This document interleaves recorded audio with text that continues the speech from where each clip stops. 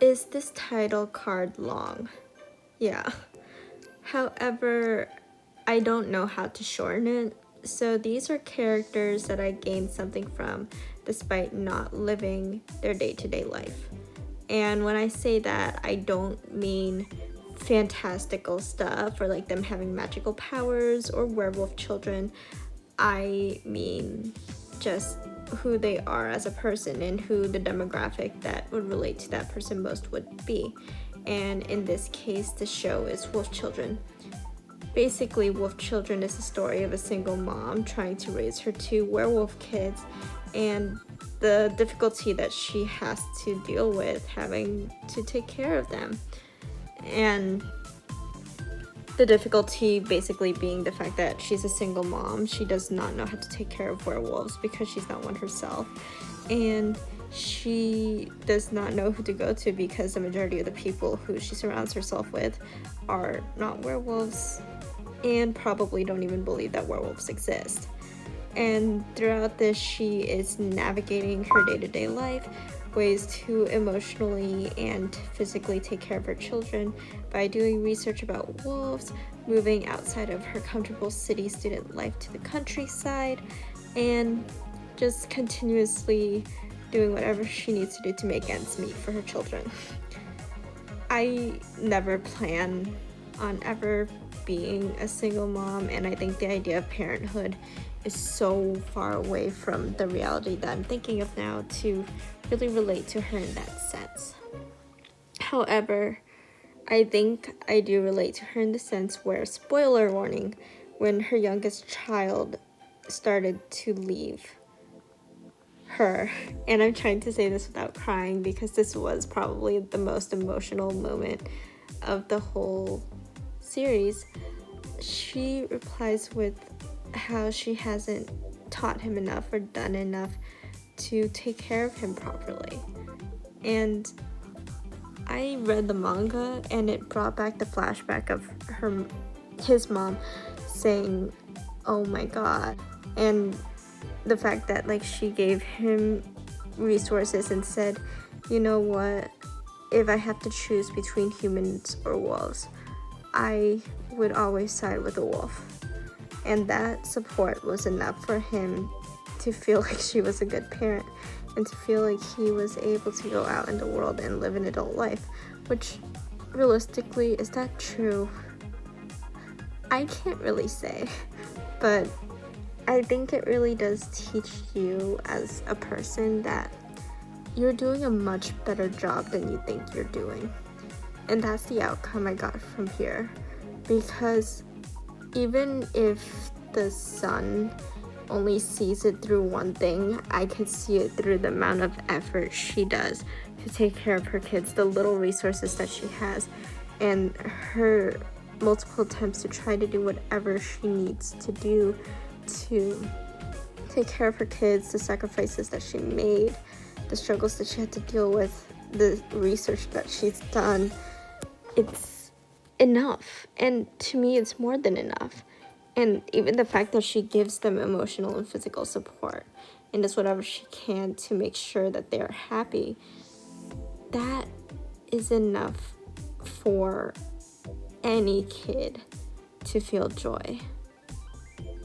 Basic living as well, like obviously you need to give your kids food and shelter, but also I think what separates parenting in terms of like making sure that your child is alive to like good parenting, or just making sure that your child is happy, is making sure that there's emotional support. And I feel like that is something that she did such a good job doing. And the fact that even her doing that, as well as like all of the other stuff that she's done by herself, like, is also good, but she felt like she didn't accomplish anything. It kind of makes me kind of take a look back of what I'd done and make me kind of take a look at all the things that I personally underestimate about myself, like my ability to be a good friend, my ability to be a good artist, my ability to be a good student, and to continue living a good and happy and smart life if I was able to do it, because I was not sure if I was good enough, or if I did a good enough job, or tried hard enough, or had enough time to do what I could. And I think if this movie taught me anything, it's that, yeah, any effort that you put in doing whatever you can, and some things that you might just subconsciously do out of who you are as a person, it's what makes you good enough. I kind of hate how in this capitalist society we are taught that there's a certain measurement of hard work, there's a certain measurement of goals that need to be achieved in order for you to be deemed as successful. Because no, it's not. I feel like people should only really be measured by the goodness of their heart, their ability to want to help others, their ability to be a person who's there for people who they love and all people in general. And I think in this society it's so difficult to see that or look at that in a productive way, because we're forced to see success and goodness through what we have instead. And I could tell you right now, because spoilers are kind of off the chart, the mom had nothing. She accomplished a good amount. However, in the physicality of it, she was still struggling to make ends meet. She's still biking her kids to school and like taking them to the bus, and she's living in the farmlands where the rent is basically free, and kind of really had to do everything physically for the kids themselves. She made her daughter her own dress. She did the research for her son by herself with whatever she could find in a local library. She physically did not have much, but she did enough to make her kids happy. And that's something that only her kids could really say suffice. I decided in this case to kind of, because I wish I could have seen this in any sort of canon, and I heard there is, but I still can't find it, which is really upsetting, that there are times where the kids go back to visit the mom. And I kind of wanted to showcase a moment where the mom got older and the kids get older, and they go and they visit their mom and kind of reunite and like have a happy moment where they give themselves like, or each other, a really big hug, and kind of kept themselves in their respective respective choice in who they decided to be in the future. One wanting to be more human and one being more wolf. And I tried to kind of show that within the clothes that they wear, because I wanted to kind of have a little bit more fun in the outfits. I've been really inspired by Miyoko's art, about how like Miyoko would draw like little details in every single outfit and like bits of their hair at times and in the background.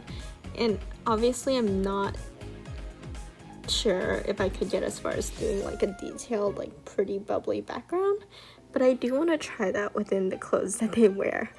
And like I did that in Yuki's shirt, I did that in Hannah, who's the mom's dress, and I kind of kept Ame how he is, just because I feel like the look that he sports is as iconic as it is.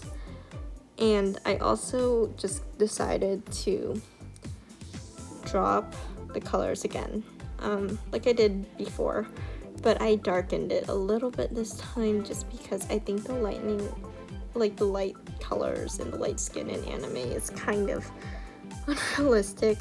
I still kind of kept it true to the actual anime though, but I did make that little tweak.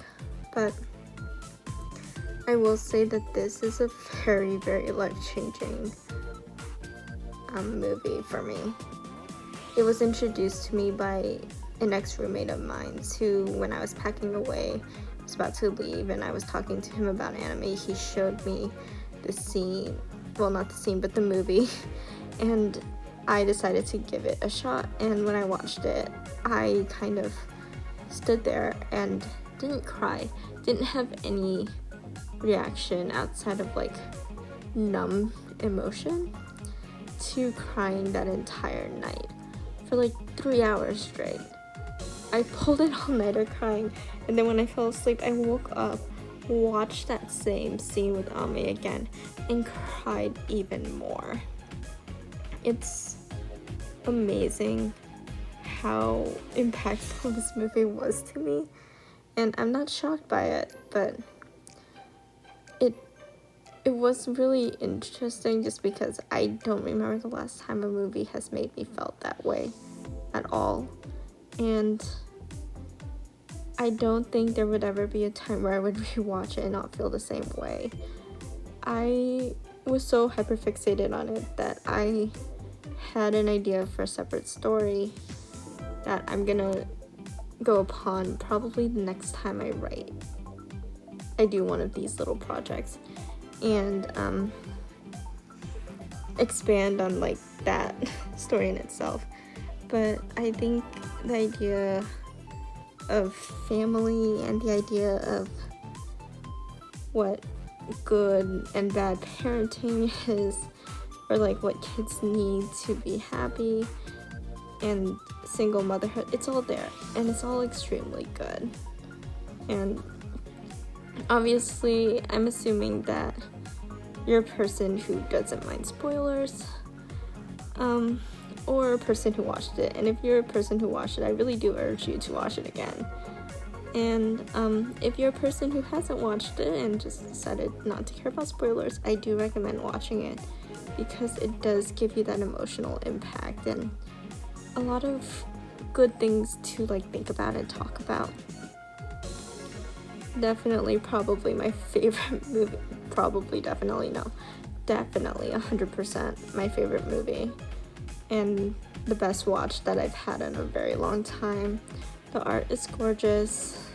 The emotional impact it had on me was monumental, and everything just continued piling up upon like each other into this very beautiful story that I don't think I could ever forget, because it was that impactful to my life. And I think even if you know that you're doing good enough, I think it's always a good reminder to know that you are doing good enough, and you are good enough, and that you're doing a good job. Even if you don't think you're doing good enough, you are doing a good job at what you're doing, because you're putting effort, and you are a good person, because if you are a kind person at best, and if you take into consideration what those around you need, or try to keep other people in mind, you are going to be able to be good enough as a person in general.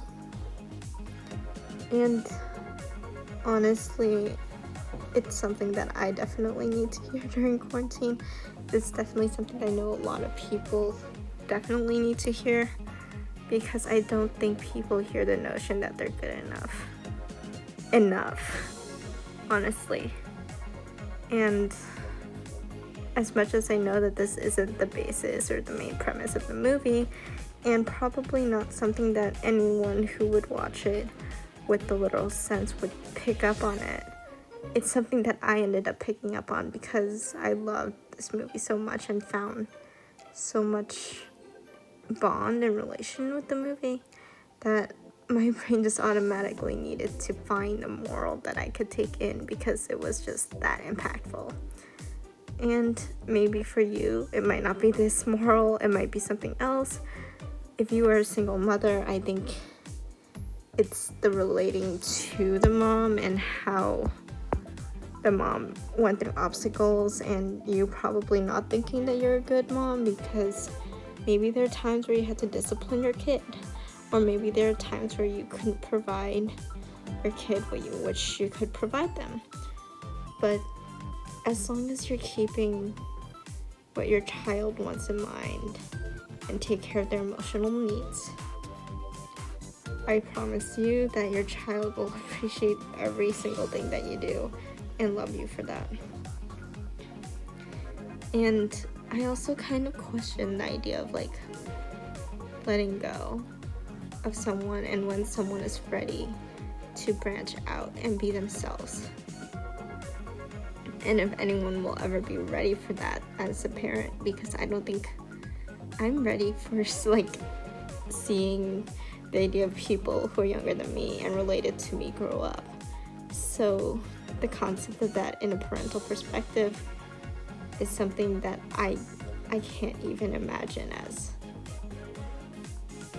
I just can't even imagine it in general, how difficult that could be.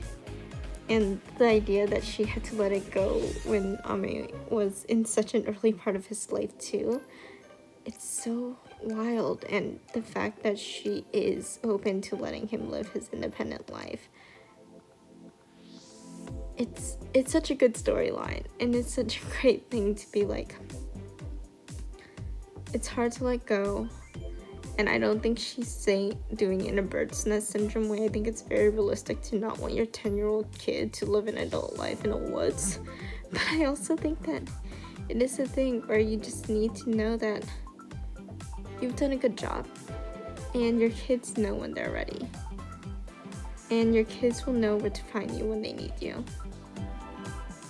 And overall, it's just such a good story about family. Even though that's not the main thing I personally got, I think that is the general gist of what like the main writer was talking about, and he does such a good job portraying it. But I do genuinely want to say, if you haven't watched it yet, please watch it. I'm so sorry if my description of it ever like spoiled anything for you and ruined anything for you. I'm putting spoilers into the title for that exact reason. But just know that like overall it's such a good watch, and I really do recommend, because I think certain poignant scenes, even if you like read it and not get surprised by what happened, it will probably give you an emotional reaction and an emotional response and a connection that you definitely probably needed to hear or not loved, but like felt deeply towards. I don't know if that made sense, but you're definitely going to be impacted by this movie no matter what. And if you're not, then maybe it's because we're people of different taste. But I will say with full confidence that it definitely fit mine. And I really, really loved how it impacted me. There we go. So I think by this time I am close to finishing up. So like I said before, I hope you enjoyed, and see you next time.